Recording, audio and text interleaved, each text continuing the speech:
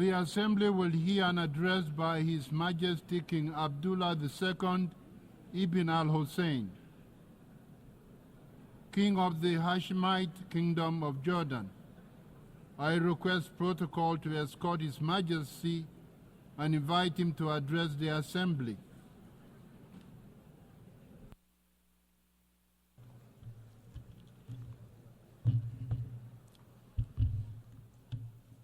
Bismillah ar-Rahman ar-Rahim. Mr. President, Mr. Secretary General, Your Excellencies. Over the past quarter century, I have stood at this podium amidst regional conflicts, global upheavals, and humanitarian crises that have profoundly tested our global community. It often feels that there was not a moment when our world was not in turmoil. And yet, I cannot recall a time of greater peril than this. Our United Nations is facing a crisis that strikes at its very legitimacy and threatens a collapse of global trust and moral authority. The UN is under attack, literally and figuratively. For nearly a year, the sky blue flag flying over UN shelters and schools in Gaza has been powerless to protect innocent civilians from Israeli military bombardment. UN aid trucks sit motionless just miles away from starving Palestinians. Humanitarian workers who proudly wear the emblem of this institution are disparaged and targeted. And the rulings of the UN's International Court of Justice are defied, its opinions disregarded. So it's no surprise that both inside and outside this hall, trust in UN's cornerstone principles and ideals is crumbling. The harsh reality many see is that some nations are above international law, that global justice does bend to the will of power, and that human rights are selective, a privilege to be granted or denied at will. We cannot stand for that. And we must recognize that undermining our international institutions and global frameworks is one of the gravest threats to our global security today. Ask yourselves, if we are not nations united in the conviction that all people are equal in rights, dignity, and worth, and that all countries are equal in the eyes of the law, what kind of world does that leave us with? Your Excellencies, the attacks of October 7th on Israeli civilians last year were condemned by countries all over the world, including Jordan.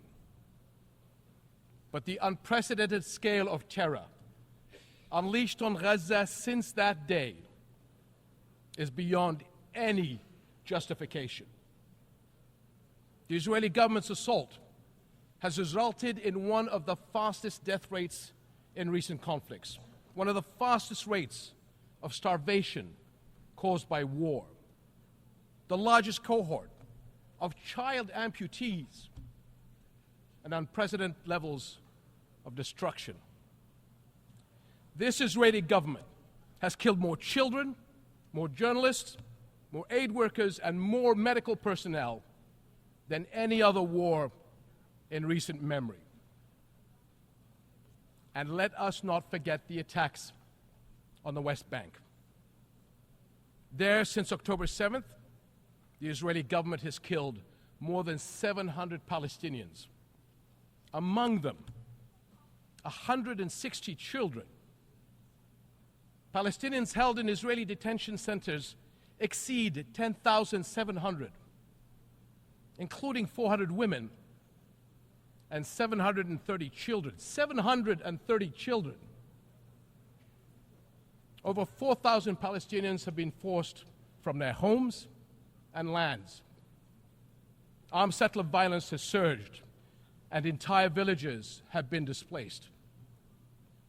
And in Jerusalem, a flagrant violations of the historical and legal status quo at Muslim and Christian holy sites continue unabated under the protection and encouragement of members of the Israeli government. To be clear, this is in the West Bank, not Gaza. Almost 42,000 Palestinians have been killed since October 7th. So is it any wonder that many are questioning how can this war not be perceived as deliberately targeting the Palestinians? The level of civilian suffering cannot be written off as unavoidable collateral. I grew up a soldier in a region that is all too familiar with conflict. But there is nothing familiar about this war and the violence unleashed since October 7th. In the absence of global accountability, repeated horrors are normalized, threatening to create a future where anything is permitted, anywhere in the world. Is that what we want? Now is the time to ensure the protection of the Palestinian people. It is the moral duty of this international community to establish a protection mechanism for them across the occupied territories.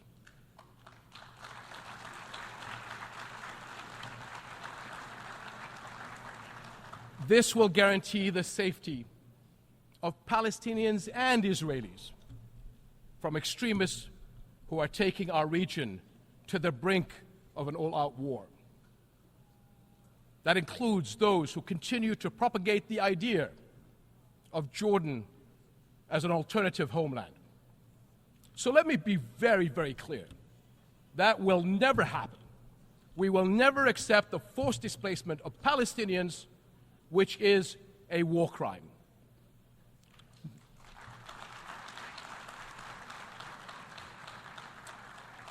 No country in the region benefits from escalation. We have seen that clearly in the dangerous developments in Lebanon over the past few days. This has to stop. For years, the Arab world has extended a hand to Israel through the Arab Peace Initiative, offering full recognition and normalization in exchange for peace. But consecutive Israeli governments, emboldened by years of impunity, have rejected peace and chosen confrontation instead.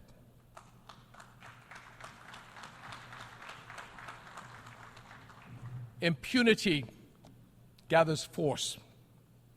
Left unchecked, it gains momentum. Palestinians have borne more than 57 years of occupation and oppression. During this time, the Israeli government has been allowed to cross one red line after another. But now, Israel's decades-long impunity is becoming its own worst enemy, and the consequences are everywhere. The Israeli government has been accused of genocide at the ICJ. Expressions of outrage at its conduct are echoing around the world. Cities everywhere have seen mass protests, and calls for sanctions are growing louder. International frustration with Israel has long been mounting, but it has never been more exposed. For decades, Israel has projected itself as a thriving Western-style democracy in the Middle East. But the brutality of the war on Gaza has forced the world to look closer. Now many see Israel through the eyes of its victims. And the contradiction, the paradox, is too jarring. The modern advanced Israel admired from afar, and the Israel that Palestinians have experienced firsthand, simply cannot coexist. Israel will eventually be entirely one or the other. That is the choice its leaders and its people will have to make. To live by the democratic values of freedom, justice, and equality for all, or to risk further isolation and rejection. Over and over, we have watched Israel try to achieve security through military means. Each escalation is followed by a pause until the next deadlier one. And for years, the global community has taken the path of least resistance, accepting the status quo of the ongoing military occupation of Palestinians, all the while paying lip service to the two-state solution. But it has never been more evident that the current status quo is untenable. And as the International Court of Justice's advisory opinion underscored 2 months ago, it is unequivocally illegal. The court's opinion bears a moral imperative to us all.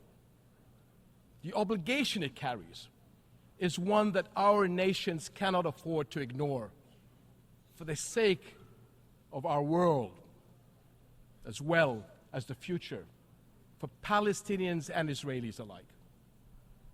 Because both peoples deserve to live their lives in dignity, free of violence and fear. And the only way to achieve that is a just peace, one grounded in international law, justice, equal rights, and mutual recognition. That is something we, as nations and people everywhere, can and must unite around. Your Excellencies, the world is watching, and history will judge us by the courage we show. And it is not just the future that will hold us accountable, so will the people of the here and now. They will judge whether we, as the United Nations, will surrender to inaction or will fight to uphold the principles that anchor this institution and our world. Right now, they are asking whether we will stand by as parents watch their children waste away, as doctors watch their patients die for lack of basic medical supplies, and as more innocent lives are lost because the world failed to act. This war must end. Hostages and detainees must return home. But every day we wait is one day too long for far too many.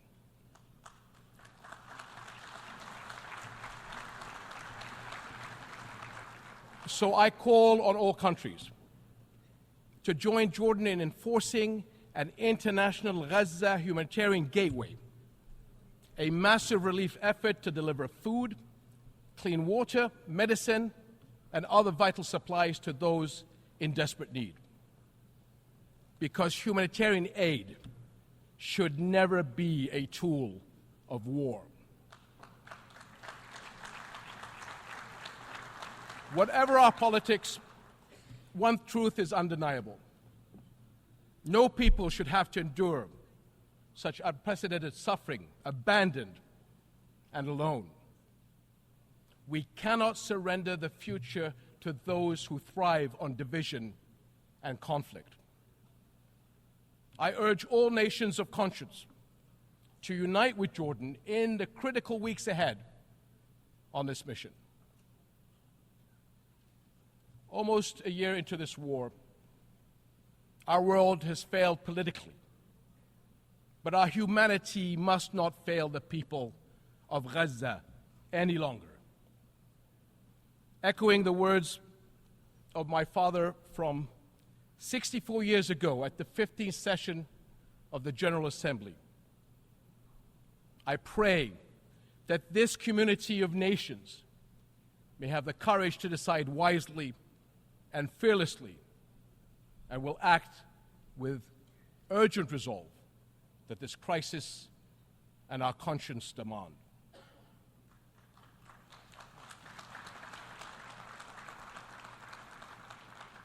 My father was a man who fought for peace to the very end. And like him, I refuse to leave my children or your children a future we have given up on. Thank you.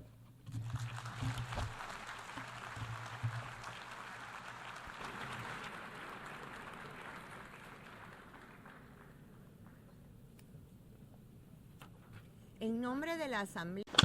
On behalf of the Assembly, I wish to thank the King of the Hashemite Kingdom of Jordan.